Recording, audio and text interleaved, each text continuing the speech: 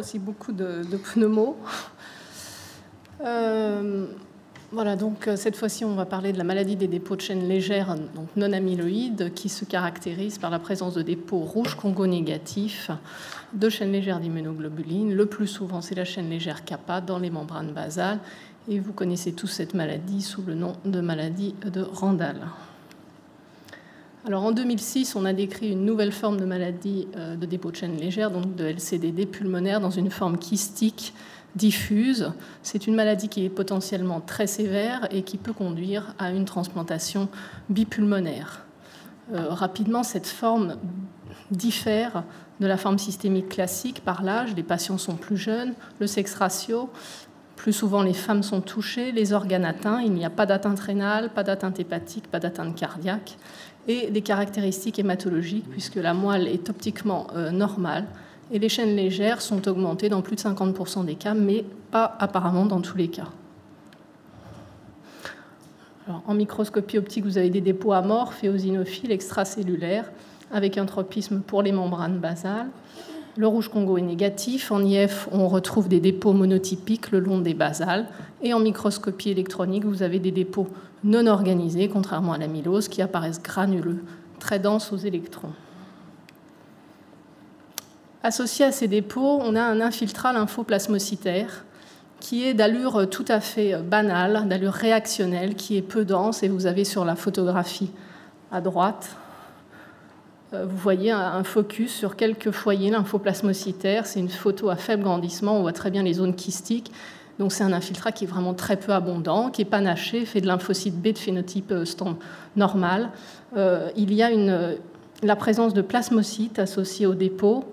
Vous voyez sur la photo à gauche, qui sont polytypiques, sans aucune anomalie histologique, et quelques lymphocytes T, CD3+, CD5+. Donc tout ça paraît banal. Mais bon, malgré en fait l'aspect réactionnel de cet infiltrat, on a eu pour les premiers patients qu'on a pu voir, on a eu des éléments cliniques qui nous ont quand même alertés. La moelle était optiquement normale. On a eu des patients, enfin il y en a eu plusieurs, mais qui n'ont pas récidivé après transplantation bipulmonaire, et ce même après 10 ans de recul. Et pour quelques patients, on a une disparition totale des chaînes légères circulantes après transplantation bipulmonaire qui ne remonte pas. Bon, pas tous, hein, mais il y en a où ça disparaît complètement. Donc on s'est posé quand même la question d'une prolifération clonale intrapulmonaire et non médulaire. Enfin, je vous raconte un peu toute l'histoire de pourquoi le travail sur le réarrangement.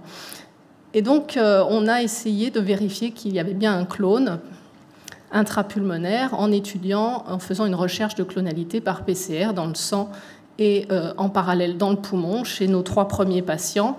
Et on a trouvé un répertoire polyclonal dans le sang.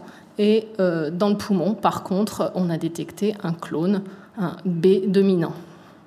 Et en fait, les trois premiers patients qu'on a étudiés, les pics s'alignaient au niveau pour le clone du poumon, ce qui suggérait que le fragment réarrangé était de même taille. Donc il y a eu un séquençage qui a été fait à partir de l'ADN. L'ARN, ça n'a pas marché. On avait essayé à Limoges, mais la qualité était trop mauvaise. Donc le séquençage a montré qu'il y avait une utilisation préférentielle d'un récepteur antigénique stéréotypé IGVH434 et de la chaîne légère VKPA. Voilà. Et moi, en fait, je me disais quand même, c'est pas possible, il y a une erreur, on n'a que 3 patients, on a dû se tromper. Et donc j'avais en fait dans l'idée de confirmer ce résultat. Et bon, pour le séquençage, j'aurais voulu refaire du séquençage, mais ça n'a pas été possible. Donc, finalement, en fait, voilà, moi j'ai travaillé sur la spectro de masse pour les amyloses, et donc cette technique s'est révélée très performante dans le diagnostic des amyloses, ça vous le savez. On a travaillé aussi sur le diagnostic des LCDD pulmonaires, et ça a montré aussi sa capacité diagnostique. Et puis, en fait, l'équipe de la Mayo Clinic s'est intéressée à la capacité d'identification des peptides dérivés des gènes réarrangés des régions variables des gènes d'immunoglobulines et des sous-groupes de variabilité grâce à la spectrométrie de masse. Comme je travaillais sur la spectro-de-masse, je me suis dit, bon, l'ADN, j'y arrive pas, j'y ai pas accès. Ça semble compliqué en routine, donc essayons. Voilà, donc alors notre cohorte s'était agrandie quand même depuis 2006, donc on avait cette fois-ci 24 patients avec une LCDD pulmonaire, et on a décidé d'essayer de voir si en spectro-de-masse on trouvait les réarrangements des gènes d'immunoglobulines. En parallèle, on a constitué un groupe contrôle avec 13 amyloses pulmonaires AL-kappa. Et la technique, on a suivi le workflow habituel. On a donc travaillé sur tissu fixé inclus en paraffine. On a fait une microdissection laser. Ensuite, une extraction et une digestion des protéines, une spectro-de-masse en tandem et une analyse bioinformatique. Alors, je ne rentre pas dans les détails techniques, en fait, hein, contrairement à ce qu'a fait Christophe Sirac avant. C'est beaucoup plus médical. Donc, voilà pour les résultats cliniques pour nos 24 patients donc, avec LCDD. L'âge moyen était 51 ans. On avait préférentiellement des femmes. La forme kystique diffuse dominait. L'identification d'une chaîne légère kappa circulante, eh bien, c'était dans 62% des cas. Le clone B dans le poumon n'a été recherché que dans 7 cas, mais il a été identifié dans ces 7 cas. La moelle était normale dans les 17 cas analysés en microscopie optique. Et 50% des patients ont eu une transplantation bipulmonaire avec une récidive chez un des patients.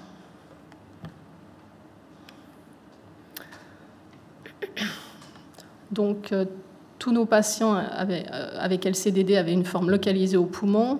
Pour les amyloses AL, on avait 13 formes localisées et une forme 12 localisées et une systémique. Quand on compare les deux maladies, donc on avait chez les LCDD, les patients étaient significativement plus jeunes, on avait significativement plus de femmes et la forme kystique diffuse dominait. Donc en spectro-de-masse, voilà les principaux résultats. Donc, la chaîne légère kappa était dominante chez tous les patients. On identifiait la portion constante dans 23 cas sur 24 pour la LCDD et dans 100% des cas pour les amyloses AL. On ne retrouvait pas dans les LCDD la signature habituelle de l'amylose, à savoir l'ApoE, la SAP et l'ApoA4. Ensuite, pour les sous-groupes de variabilité, on a identifié les sous-groupes dans 22 patients sur 24 pour les LCDD et dans 67,9% pour les amyloses AL. Pour les produits des gènes IGVL, on les a identifiés dans 83% des LCDD et dans 61% des amyloses AL. Donc là, vous avez un tableau très très résumé, parce qu'il faisait assez énorme. En fait, c'est un tableau avec les principaux peptides identifiés. On n'est plus à l'échelle de la protéomique, en fait, on a été tout vérifié à l'échelle des peptides. Et là, vous avez en haut, ici, vous avez les 24 patients LCDD avec la forme scanographique. Ce qui est K, c'est les formes kystiques. Ensuite, vous avez en gris un peu plus clair les formes nodulaires, les formes bronchiques. Et à droite, vous avez les amyloses AL. Ensuite, vous avez le résultat, on va dire, final, des gènes IGVL identifiés et des sous-groupes de variabilité. Donc, en bleu, c'est IGKV1-8 qui a été identifié dans 75% des LCDD versus 11% dans les amyloses AL. Donc, un cas sur 13. Et en dessous, en fait, on a mis des peptides qui nous ont permis de porter le diagnostic, enfin de finaliser cette identification. On a aussi constaté que IGKV1-8 était fortement associé à l'existence d'une forme kystique.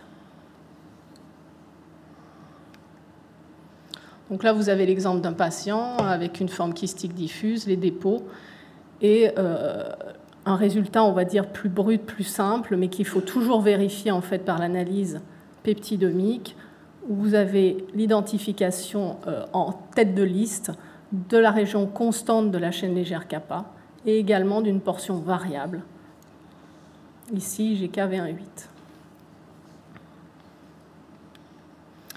Alors, quelques données de la littérature pour comparer un peu nos résultats. Donc, IGK-V1,8, en fait, quand on cherche, finalement, on se rend compte qu'il n'y a pas grand-chose dans la littérature. IGK-V1,8 est rarement utilisé dans le répertoire normal des lymphocytes B et on ne connaît pas d'association entre IGK-V1,8 et une maladie particulière. Pour les amyloses, on sait que le répertoire de chaînes légères influence le tropisme d'organes.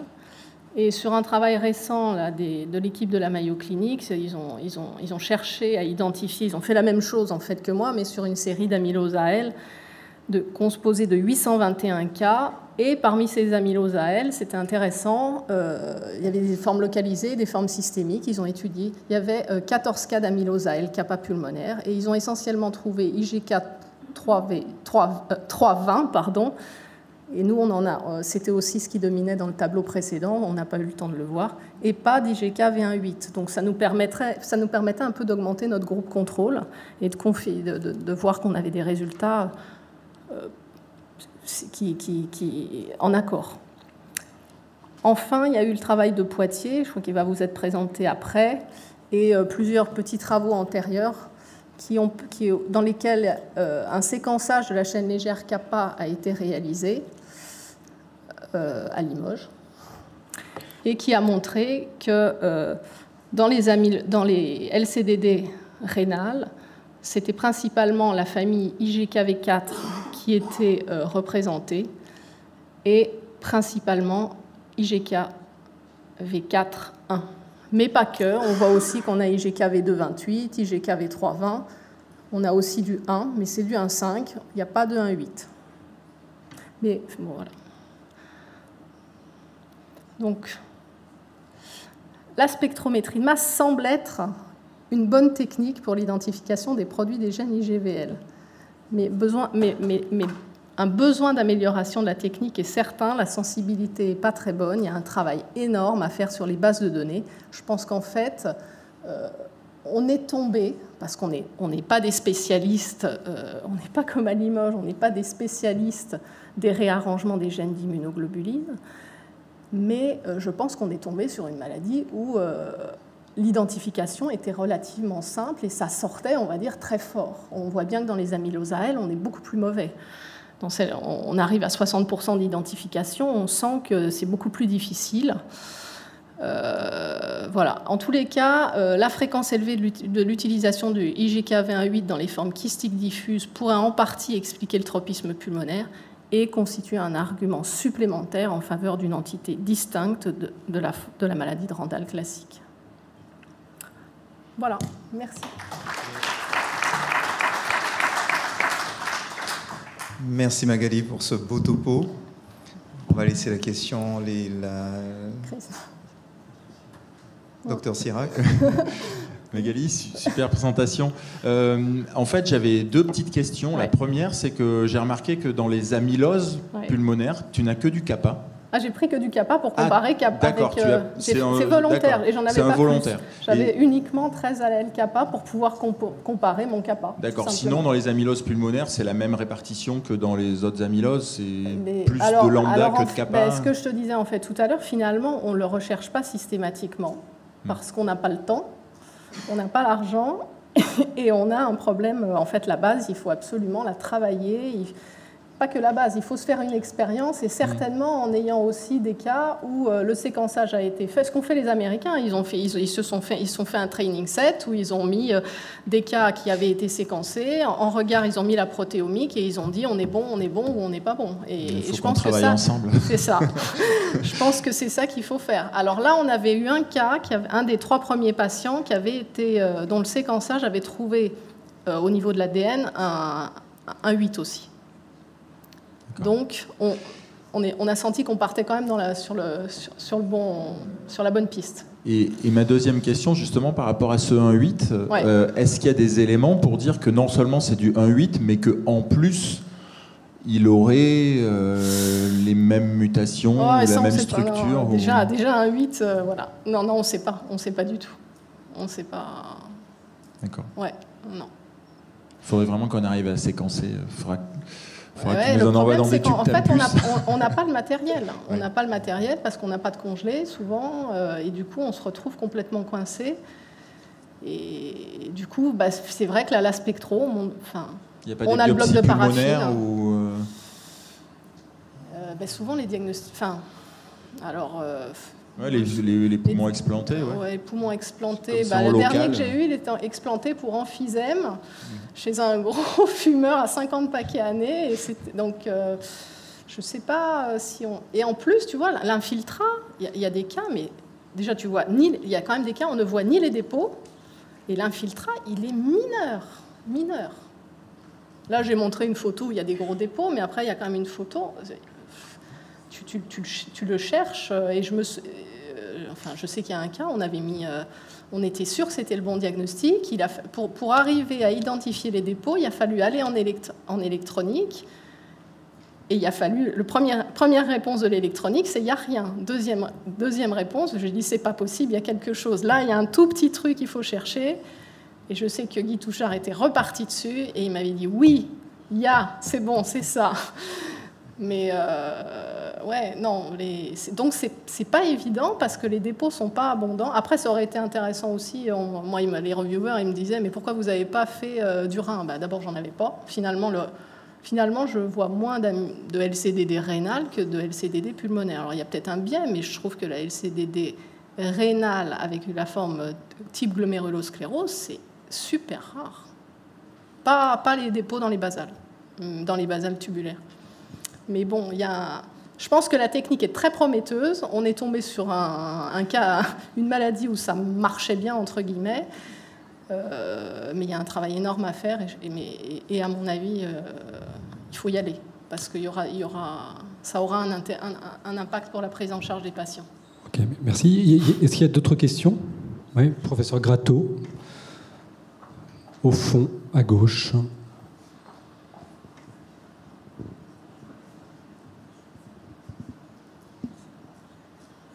Merci beaucoup, Magali.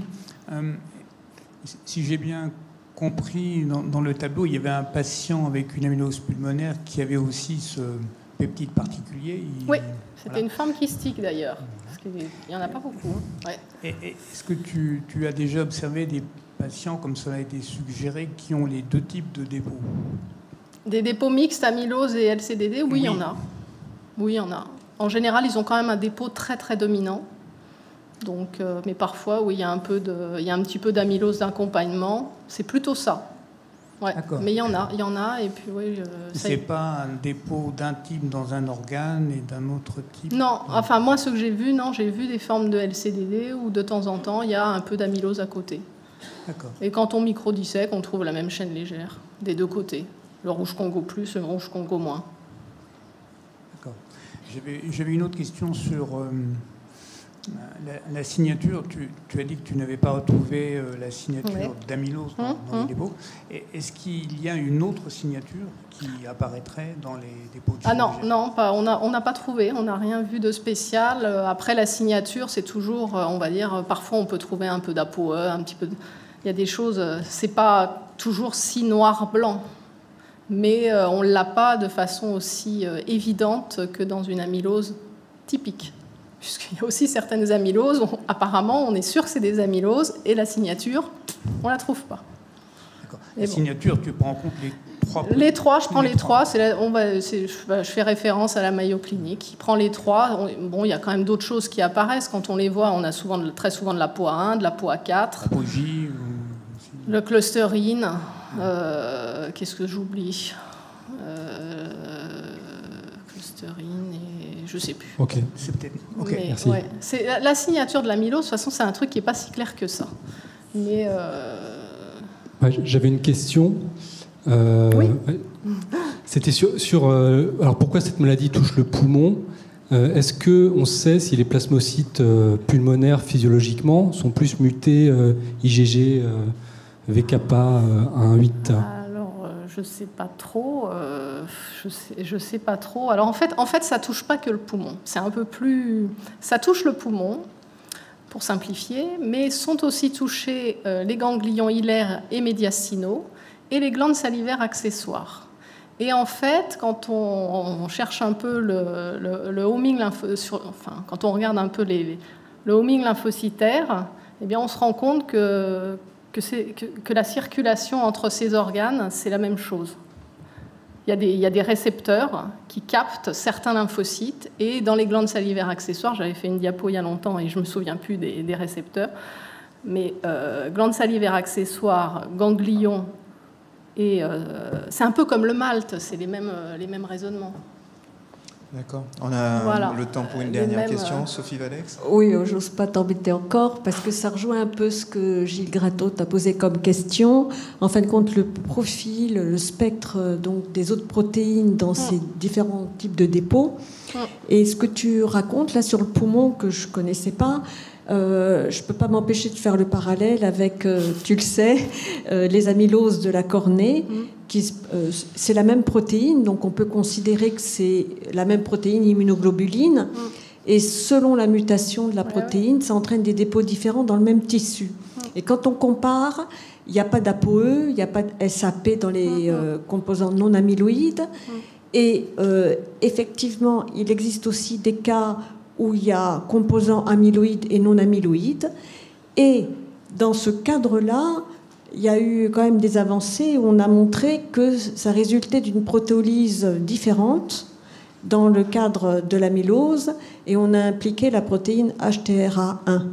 Alors, je sais que dans les immunoglobulines, c'est pas ça. Je pense pas qu'il y ait un problème de protéolyse quelconque. Non. Hein. Je sais pas. Franchement, j'ai aucune. D'accord. Ok. Je sais pas. Voilà. Bon, oui, non, mais après, toujours pareil. Hein. On comprend l'origine des maladies. C'est compliqué. D'accord, merci.